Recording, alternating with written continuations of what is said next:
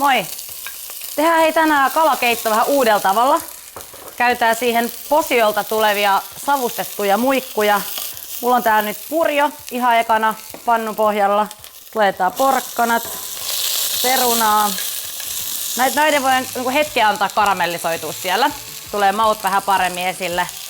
Sitten kun nämä alkaa näyttää siltä, että on kivasti kuulattunut, lisätään semmonen vajaa litra vettä ja kermaa, maustepippuria, mustapippuria ja sitten annetaan porista silleen, että perunat on melkein kypsiä.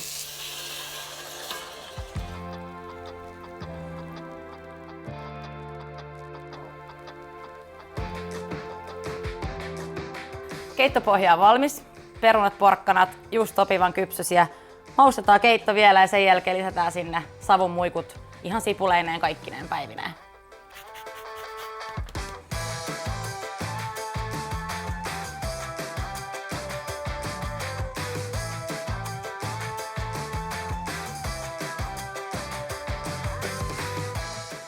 Siis voi morjens, nyt lähti niin klassikkoruokaa, ettei mitään järkeä. Pikkunen vielä kunnon voi ruisleivän päälle ja se on siinä. Me nähdään taas, moi!